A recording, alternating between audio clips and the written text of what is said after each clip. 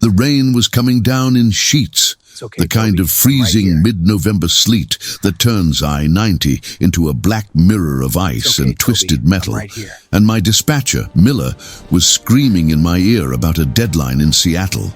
I didn't hear him.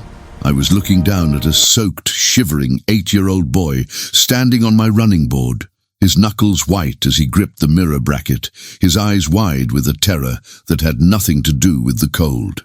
He held up a cracked smartphone with a shaking hand, the screen glowing against the dark storm, showing a picture of a smiling woman.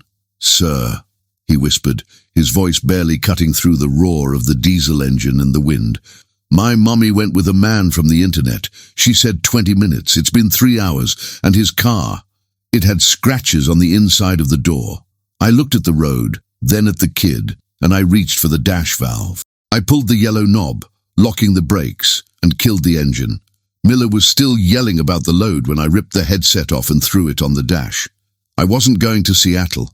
The diner inside the Flying J was warm, smelling of stale coffee and sanitizer, a sharp contrast to the biting wind that had just cut through my jacket.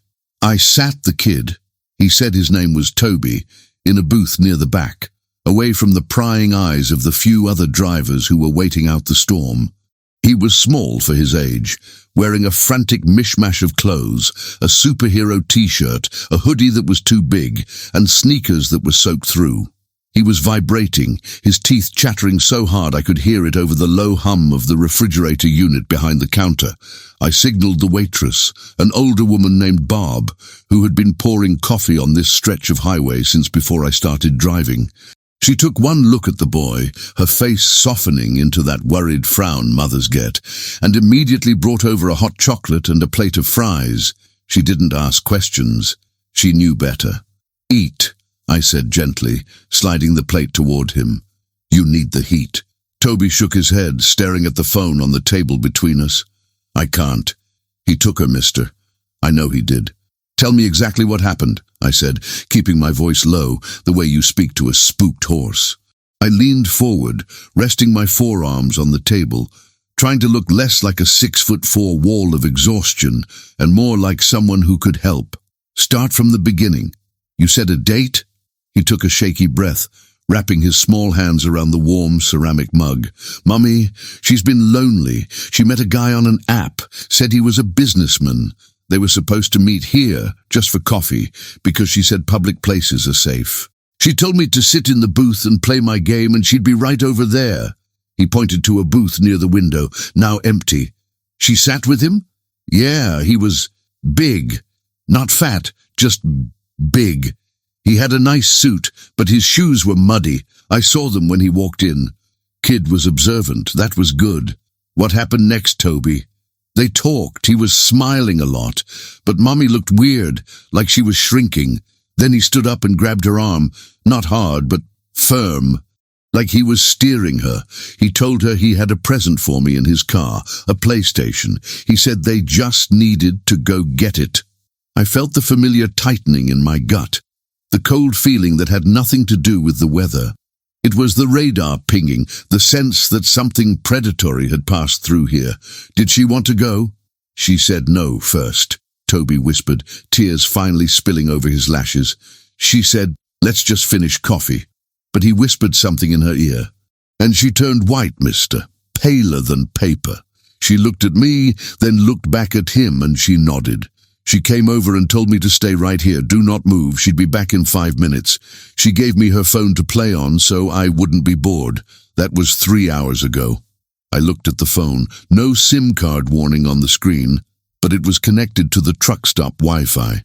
"Did you see the car?" "A black SUV, big one." I watched from the window. When he opened the passenger door for her, the dome light came on. I saw scratches, deep ones, all over the plastic on the inside of the door, like a dog scratched it, but bigger.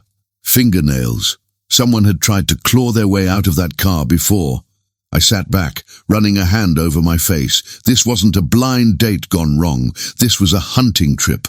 The storm outside was picking up, the wind howling against the glass like a dying animal. If they were 3 hours gone in this weather, the tracks were getting covered every second, but the roads were slick. Nobody was moving fast tonight. Do you know his name? Greg. That's what his profile said. Did you see a license plate? Toby shook his head, dropping his face into his hands. No, I'm sorry, I'm stupid. You ain't stupid, son, I said firmly. You're brave. You stayed put like she told you, and now you're getting help. That's smart. I stood up. Barb, I called out. She was there in a second. Watch him, door locked. Nobody touches him but me. I mean it. You got it, Jack, she said, her eyes hard. He ain't moving. I walked out into the biting cold, pulling my collar up. My truck, a Peterbilt 379 that had seen more miles than the space shuttle, was idling in the front row. I climbed up, grabbed my heavy flashlight, and walked to the spot Toby had pointed to, where the black SUV had been parked. The sleet was covering everything, but the heavy ruts of a large vehicle, leaving in a hurry, were still faintly visible in the slush, cutting hard to the right, toward the westbound on-ramp. West meant into the teeth of the storm. West meant the darker stretches of the highway, where the cell towers thinned out and the woods got deep. I climbed back into the cab and keyed the CB. Channel 19 was a mess of static and drivers complaining about the ice, but I needed eyes. Break 19, I said, keeping my voice steady, dropping it into that register that usually made people listen. Looking for a black SUV, large frame, maybe a Suburban or a Yukon.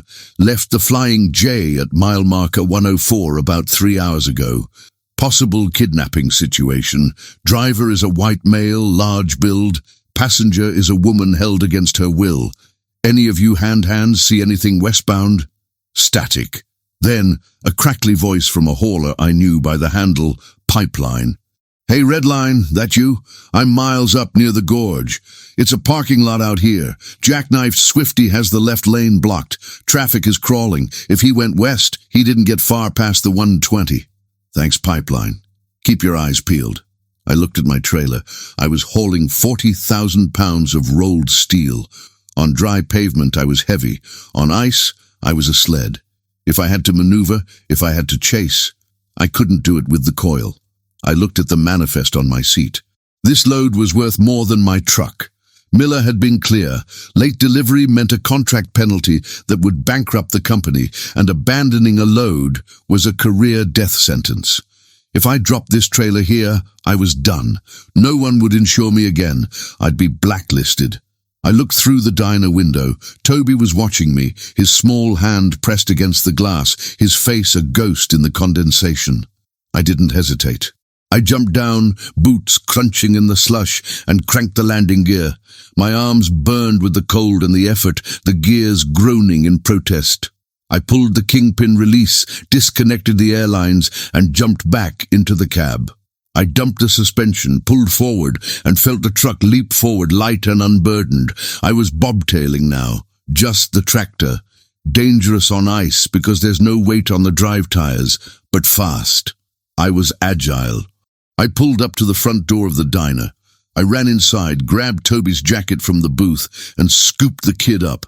Let's go. Where? He asked, stumbling to keep up with my long strides. To find your mom. I buckled him into the passenger seat. The cab was warm, smelling of diesel and old leather. I could see him looking around at the dials, the bunk in the back, the sheer size of the machine. It usually made kids smile. Toby just looked terrified. Put your seatbelt on tight, I said, throwing the truck into gear, and put this on. I handed him a heavy wool blanket from the sleeper. We hit the highway ramp, the tires spinning for a second before biting into the sand and slush. I shifted up, the turbo whistling a high-pitched scream as we merged into the dark. The storm was a whiteout now. My headlights cut cones into the snow, mesmerizing and hypnotic. I had to focus on the shoulder markers to stay on the road. Talk to me, Toby, I said, scanning the taillights ahead. Did he say anything else? Anything about where he was from? A sports team? A bumper sticker? He smelled like chemicals, Toby said, his voice small. Like under the sink. Chloroform. Cleaning supplies, meth. And he had a ring, a big silver one. It tapped on the table when he talked. I pushed the truck harder, flirting with the edge of traction. The speedometer climbed. 50, 60. Too fast for these conditions, but I had 3 hours to make up. We hit the traffic jam Pipeline had mentioned about 40 minutes later. A sea of red brake lights stretched into the swirling white mist. A semi had folded in half across the median, blocking both lanes. Cars were creeping by on the shoulder. I pulled onto the shoulder, ignoring the angry honks of four-wheelers. I wasn't just a driver tonight, I was a shark in a goldfish pond. I crept along the line, looking into every vehicle. Sedans, pickups, minivans, no black SUV. "He's not here," Toby whispered. "He's gone." "He didn't fly, son." I grabbed the CB mic again. "Pipeline, you still copy?" "I got your red line. I'm sitting right at the front of this mess. State trooper is waving folks through one by one." "Did a black SUV pass you before the wreck?" "Negative on the SUV, but hey, about 10 miles back, there's that old logging road, the one that cuts up toward the quarry. I saw fresh tracks turn off there. Thought it was crazy to take that grade in this weather, but someone did it. The quarry. It was abandoned years ago, a desolate, water-filled pit surrounded by dense forest, perfect for hiding, perfect for doing things you didn't want heard." "Copy that. Thanks." I saw a gap in the median where the emergency vehicles had crossed. I threw the wheel hard left. The truck bucked over the frozen grass and mud, sliding sideways before I caught it with the throttle. We were heading westbound in the eastbound lanes for 100 yards before I swung it back around and took the exit ramp in reverse, spinning the truck around to face the service road. "Hold on," I told Toby. "This is going to get bumpy." We turned onto the logging road. It wasn't plowed. The snow was deep, dragging at the undercarriage. The truck growled, the tires churning, fighting for grip. Without the trailer weight, the back end wanted to dance, sliding left and right.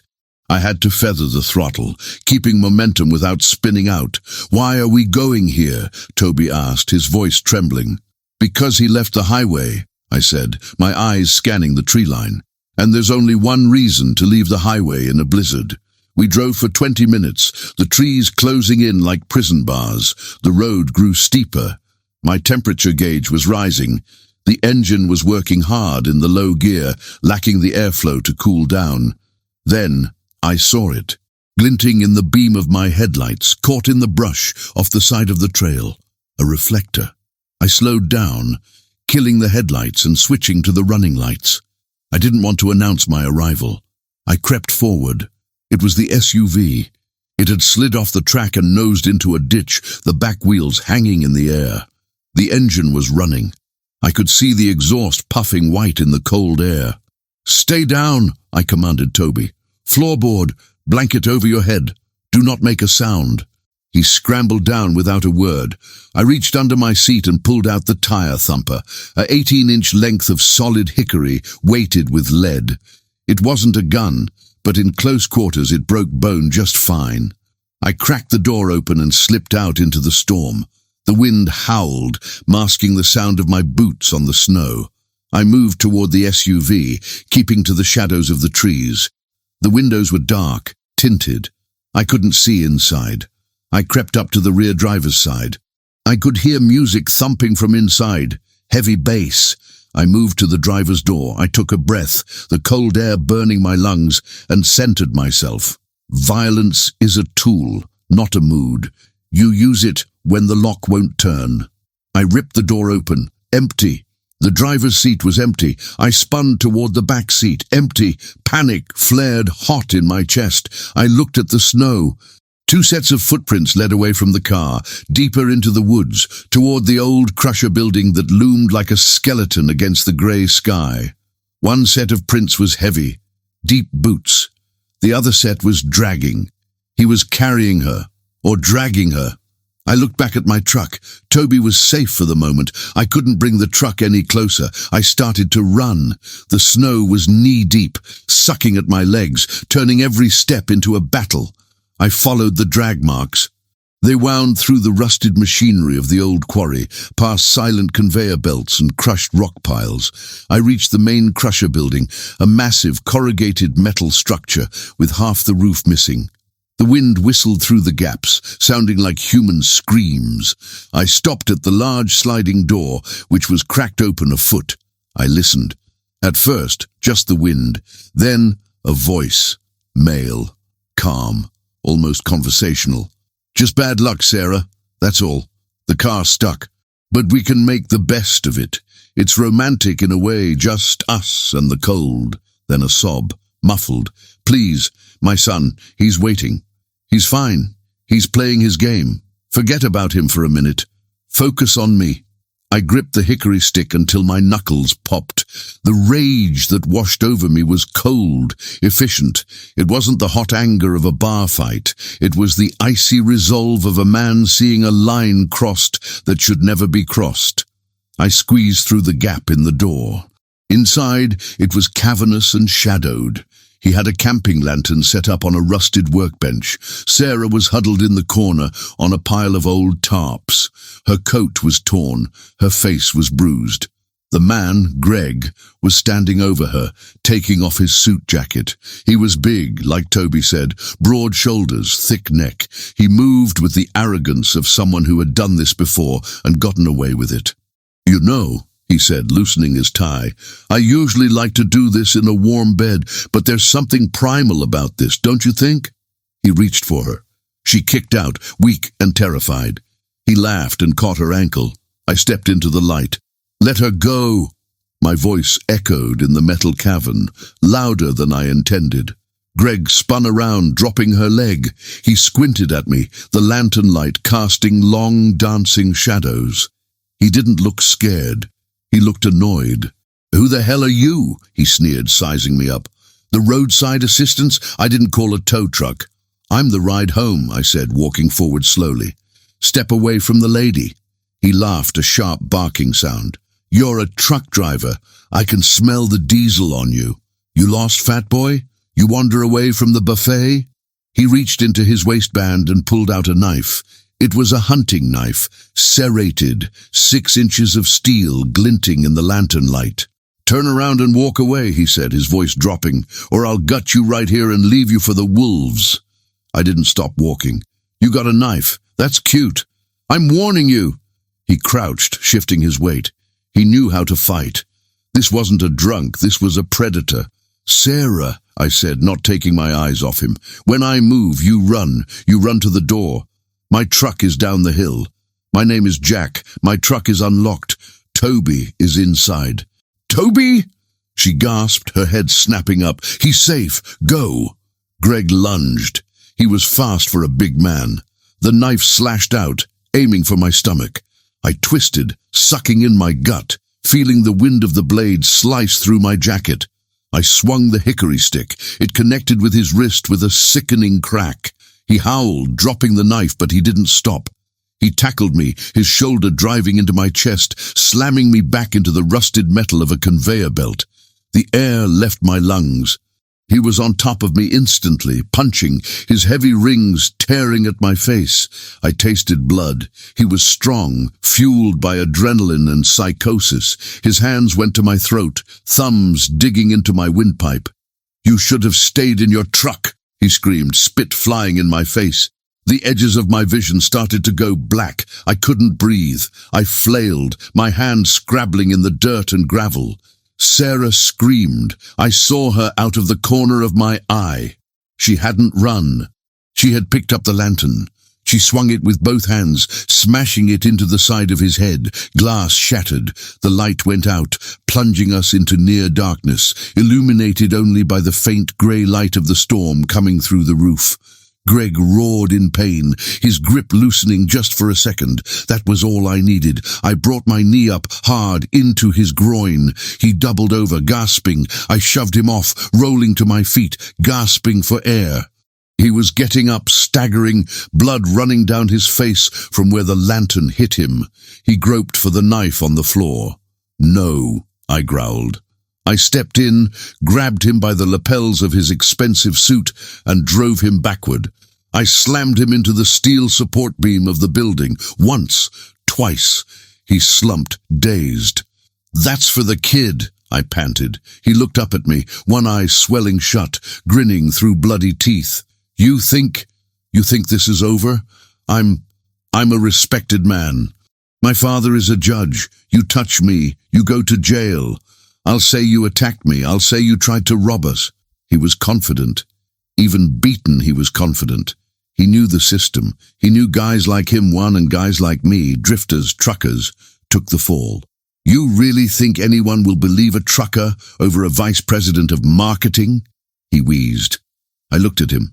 I looked at Sarah, shivering in the corner. "I don't need them to believe me," I said quietly. I reached into my pocket and pulled out my phone. I turned the screen around. "I've been on a live call with the state police dispatch since I left the truck," I lied. I wasn't on a call, but he didn't know that. His face fell. But then, headlights swept across the open door. Blue and red lights flashed against the snow, strobing through the cracks in the walls. Real sirens. Greg's eyes went wide. "No." "Yeah," I said. "I called Pipeline back. Told him to guide the troopers to the tire tracks." The doors burst open. "State police, show me your hands." 2 troopers in heavy winter gear stormed in, flashlights blinding us. Greg immediately threw his hands up, his demeanor changing instantly. "Officers, thank God. This man, this trucker, he attacked us. He's crazy. He tried to kill me." The lead trooper moved forward, gun drawn. He looked at Greg, battered and bloody. He looked at me, standing there with a tire thumper in my hand. He looked at Sarah. "Ma'am," the trooper asked. Sarah stood up. She was trembling, but her voice was steel. "This man," she pointed at Greg, "kidnapped me. He threatened to kill my son. And this man," she pointed at me, "saved my life." Greg scoffed. "She's in shock. Look at him. He's a brute." The trooper lowered his gun slightly, looking at me. He squinted. Then he looked closer at my face, illuminated by his tactical light. He paused. "Red line?" the trooper asked. I blinked, wiping blood from my lip. "Yeah?" The trooper holstered his weapon. He looked at his partner. "It's okay. I know him. He hauled supplies to my town during the flood 3 years ago, drove through 4 feet of water to get generators to the hospital." The trooper turned back to Greg, his face hardening into stone. "Sir, turn around and place your hands behind your back. You're under arrest." "For what?" Greg screamed as the cuffs clicked. "For a misunderstanding?" "For kidnapping," the trooper said. "And we found your car. We saw the scratches on the door. And we ran your plates. You're wanted in 3 states for similar assaults. We've been looking for that SUV for a month." I leaned against the rusted beam, the adrenaline finally dumping out of my system, leaving me shaking. I looked at Sarah. "Go see your boy," I said. "He's waiting." She ran to me, not to the door. She threw her arms around my neck, sobbing into my dirty jacket. "Thank you, thank you." I awkwardly patted her back. "It's all right, Mom. It's over." We walked out into the storm. The wind had died down, leaving just a soft, silent snowfall. My truck was idling down the hill, a beacon of warmth in the grey world. I saw Toby's face pressed against the glass. The troopers put Greg in the back of a cruiser. As they led him away, he glared at me. "You're nothing," he spat. "Just a gear jammer." I didn't say anything. I just watched the cruiser doors slam shut. The blue lights of the state trooper's cruiser faded into the swirling white void behind us, dragging the nightmare away in the back seat. But the adrenaline that had kept me upright was draining out of me fast. In its place, the pain arrived. It started as a dull throb in my ribs where Greg had tackled me, then sharpened into a biting sting across my cheekbone where his ring had caught the skin. My hands, gripping the oversized steering wheel of the Peterbilt, were trembling, not from fear, but from the crash that comes after the violence. I sat there for a moment in the quarry lot, the engine idling with that low, rhythmic chug that usually soothed me. Tonight it just sounded loud in the silence of the woods. The snow was falling harder now, big, wet flakes that plastered against the windshield the second the wipers cleared them. It was a complete whiteout. "You okay back there?" I asked, my voice rasping. I cleared my throat, tasting copper. Sarah was sitting on the edge of the lower bunk in the sleeper berth. I had cranked the Esper heater up, and the cab was getting toasty, but she was still shivering. She had Toby wrapped in a second wool blanket, clutching him like she was trying to absorb him back into herself. "I think so," she whispered. She looked up at me, her eyes hollow, makeup smeared, a bruise blooming on her wrist where he'd grabbed her. "You're bleeding, Jack." "I've had worse shaving cuts," I lied. I put the truck in gear. "We need to move. This snow keeps up. We're not getting out of this hole. The incline on that logging road is going to be tricky without a trailer." I let the clutch out, slowly. The big tires crunched on the gravel, slipping for a heartbeat before finding traction. We rolled forward, the headlights cutting 2 yellow tunnels into the storm. The drive back down to the highway was a wrestling match. Without the 40,000 pounds of steel I usually hauled, the tractor was light in the rear. It wanted to kick out every time we hit a patch of ice. I had to drive with my fingertips, feeling the road through the suspension, correcting slides before they happened. It took focus, and focus was hard to find when my head was pounding. "Why did you come?" The question was soft, barely audible over the heater fan. I glanced in the rearview mirror. Sarah was watching me. "Because Toby asked," I said, keeping my eyes on the treacherous track ahead. "And because nobody should have to be alone in a place like this. He said," she paused, her voice cracking, "he said nobody would look. He said women like me, lonely women. We disappear all the time, and people just assume we ran off." "He was wrong," I said firmly. "He was wrong about a lot of things." We hit the bottom of the service road and turned back onto the highway. The traffic jam had cleared, likely plowed through by the state crews, but the road was still a mess of slush and black ice. I merged carefully, bringing the speed up to a crawl.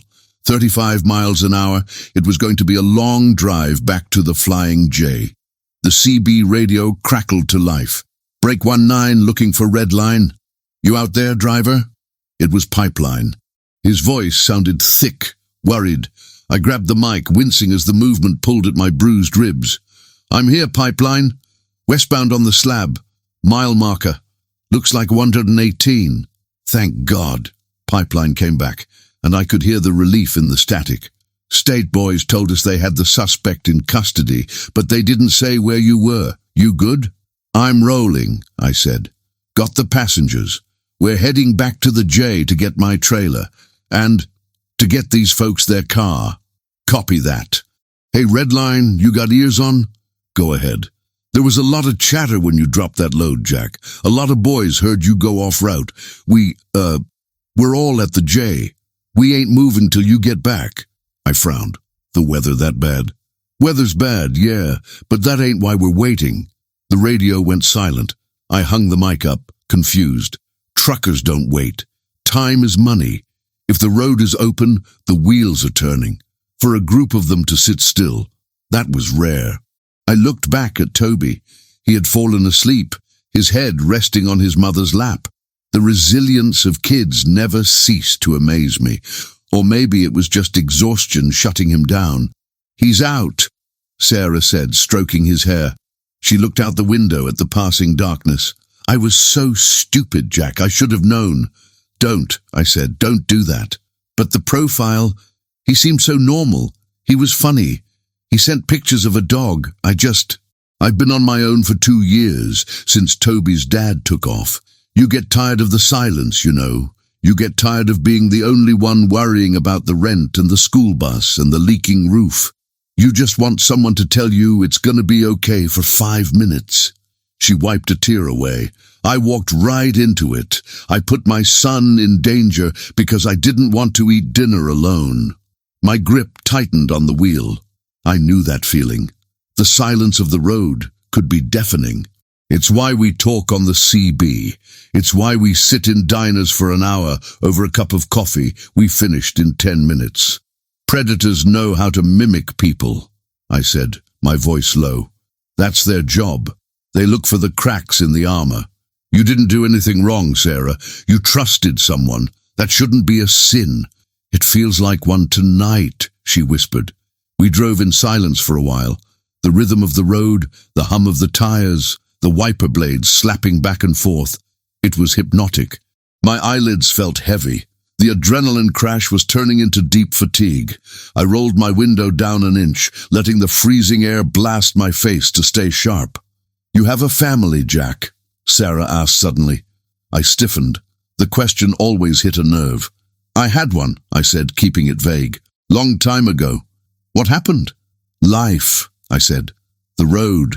The job. Hard to keep a home fire burning when you're never there to feed it. It was the truth, mostly. I didn't mention the empty house in Ohio I hadn't stepped foot in for 5 years. I didn't mention the daughter who stopped calling because she got tired of talking to an answering machine. I didn't mention that the only thing that greeted me on Christmas was a dispatcher's voice. I'm sorry, she said, don't be. We choose our paths, or they choose us. We were 10 miles out from the Flying J. The storm was finally breaking. The snow turned to a light flurry, and I could see the moon trying to peek through the clouds. Jack? Yeah? What happens now? The police? They'll need statements, court dates. He's going to have lawyers. Let them have lawyers, I said. You got the truth, and you got that dashboard cam in my truck. It records the cab too. It heard everything Toby said when he first climbed up. It heard the timeline, and the troopers. They saw the scene. Greg isn't walking away from this. I'm scared he'll come back. He won't, I said. Men like him, they're bullies. They crumble when the light hits them. He's done. I saw the exit sign for the truck stop, mile marker 104. We're here, I said. I slowed the truck down, taking the off-ramp. As we crested the small hill that overlooked the truck stop, I saw it, and I hit the brakes, slowing to a crawl. What is it? Sarah asked, sensing the change in the truck's motion. Is something wrong? No, I said, my voice catching in my throat. Nothing's wrong. The Flying J was lit up like a stadium. But it wasn't the streetlights. It was headlights. Dozens of them. The main parking lot was packed, but they weren't parked in rows. They were arranged in a massive semicircle facing the entrance. Big rigs, Kenworths, Peterbilts, Freightliners, Volvos, flatbeds, reefers, dry vans, cattle haulers. Every single one of them had their running lights on. A sea of amber and red markers, and as I turned the corner and rolled toward the entrance, the lead truck, a massive yellow Kenworth with a heavy bull bar, flashed its high beams, then the next one, then the next. A ripple of light went down the line. A salute. What are they doing? Sarah whispered, leaning forward, her eyes wide. They're welcoming us back, I said. I rolled the truck slowly past the line. I saw the drivers standing by their doors or leaning out of their windows. Some nodded. Some raised a coffee cup. Some just stood there, arms crossed, watching. It wasn't a party. It was a vigil. They had heard the radio. They knew a child had been taken. They knew a driver had gone into the dark to get him. And they had waited to make sure we came out. I spotted my trailer, sitting right where I'd left it, a lonely coil of steel in the snow. But someone had parked a truck right in front of it, and another right behind it, blocking it in so no one could mess with it while I was gone. I pulled up to the front of the diner.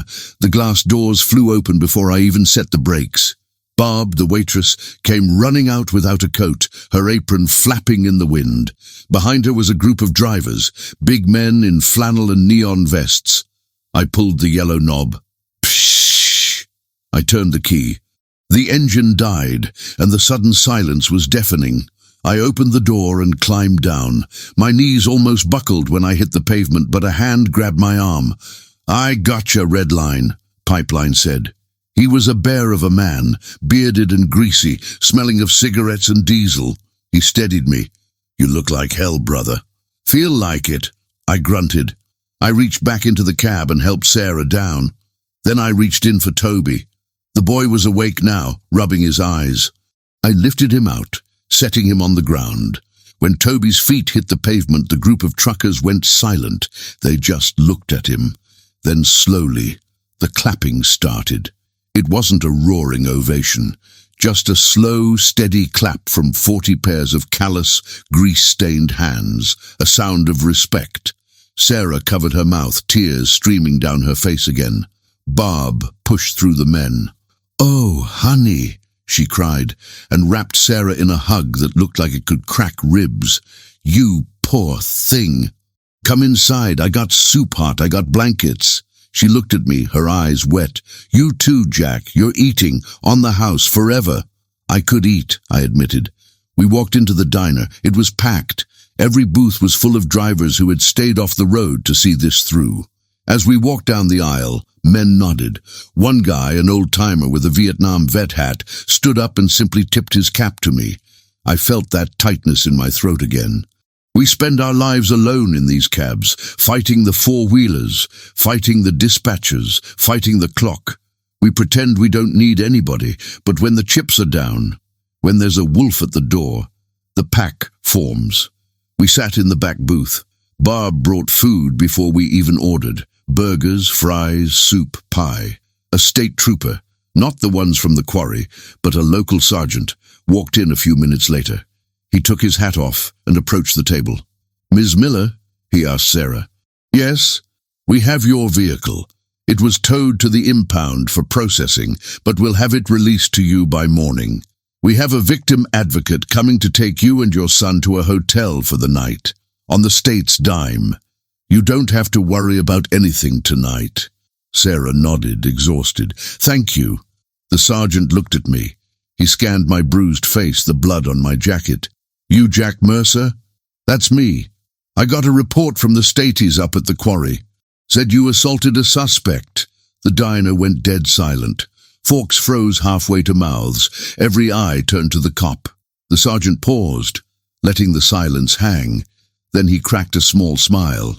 "But the report also says the suspect fell repeatedly while resisting arrest, and that his injuries are consistent with clumsiness." The tension in the room broke. "The report also says," the sergeant continued, "that you performed a citizen's intervention that prevented a felony. We appreciate the assist, driver, but next time, maybe call us a few minutes earlier." "I couldn't get a signal," I lied smoothly. "Right, no signal." He winked. "Get some rest, Mercer. You look like you went 10 rounds with a combine harvester." He walked away. I ate my burger. It tasted like the best meal I'd ever had. After about an hour, the adrenaline finally left me completely, leaving me feeling like lead. Sarah and Toby were leaving with the advocate. Sarah stopped at the table. She looked cleaner now, calmer. Toby was clutching a new stuffed bear that one of the drivers had bought from the gift shop.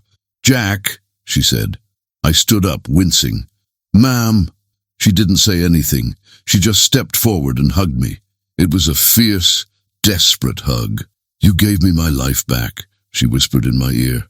"I don't know who you are. I don't know where you came from, but you're an angel." "I'm just a trucker," I mumbled, uncomfortable with the praise. She pulled back, looking at my face. "You're a good man, Jack Redline. Don't let anyone tell you different." Toby looked up at me. "Thanks, Mr. Jack. Can I honk the horn sometime?" I smiled, a real smile this time, despite the split lip. "Next time I see you, kid, you can pull the cord." They walked out. I watched them go. I sat back down, staring at my empty plate. The diner was quieting down as drivers went back to their rigs to catch a few hours of sleep before the roads cleared. Pipeline slid into the booth opposite me. He pushed a fresh cup of coffee toward me. "You crazy son of a gun," he shook his head. "Leaving a load, dropping a trailer. You know Miller's gonna fire you, right?" I took a sip of the coffee. It was hot, black, and bitter. "Let him. There's other companies. There's other loads." "Yeah," Pipeline grinned. "But there ain't many drivers who would do what you did. You're a legend now, Redline, you know that? This story, it's gonna be on the radio from here to LA by morning." "I don't want to be a legend," I said, looking out the window at the snow, which had finally stopped.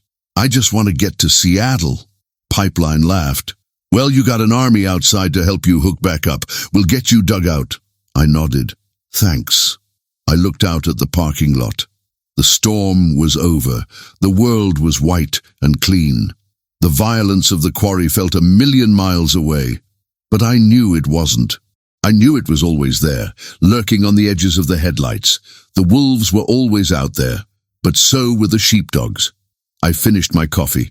"Let's go hook up," I said. I got miles to make. The lot was quiet by the time I finally backed up to my trailer. The storm had left everything covered in a thick, sound-dampening blanket of white, and the air was crisp enough to freeze the inside of your nose. I could hear the crunch, crunch, crunch of my boots as I walked the length of the rig, checking the tires, thumping the rubber with my stick. It's a ritual, a way to tell the machine we're ready to go back to work. Pipeline and a few of the other boys had helped me dig out the landing gear, but they were gone now, back in their bunks or miles down the road. That's how it works out here. You help, you nod, and you move on. No parades. I climbed back into the cab. It felt different now. The passenger seat was empty, but the ghost of Toby's terrified grip on the dashboard was still there. I reached over and smoothed the wool blanket he'd used, folding it neatly and tucking it back into the sleeper. It smelled faintly of that diner soap and cold winter air. I released the brakes. The hiss of the air system was the only sound in the world. I pulled out of the Flying J just as the sun was starting to crack the horizon, a thin, bleeding line of orange against the bruised purple sky. The highway was a ribbon of black cutting through the snow, salted and scraped clean. I merged onto I-90, the engine settling into that deep, rhythmic hum that vibrates right into your bones. 1,400 RPM. The sweet spot. I thought about what Greg had said. Just a gear jammer. He meant it as an insult. He meant that I was nobody. Just a pair of hands on a wheel, a ghost moving cargo while the important people slept. He didn't understand. He didn't get that being a ghost is what lets you see the things nobody else sees. It's what lets you step in when the world looks away. I reached for the CB mic, but then I let my hand drop. I didn't need to talk. I didn't need to hear the chatter. I looked at the empty road ahead. Seattle was still 1,000 miles away. My schedule was blown, my ribs were on fire, and I was probably going to get chewed out by Miller when I finally checked in. But then I pictured Toby's face when he looked at that truck stop gift shop bear. I pictured Sarah sleeping safe in a hotel room instead of freezing in a quarry. I shifted gears, the transmission sliding home with a solid, mechanical thunk. The load was heavy, dragging at the engine, but the truck pulled it. It always does. We carry the weight, so others don't have to. I pulled the visor down against the rising sun and turned up the heater. Just a gear jammer. I whispered to the empty cab. I smiled just a little. I kept the hammer down, heading west into the light.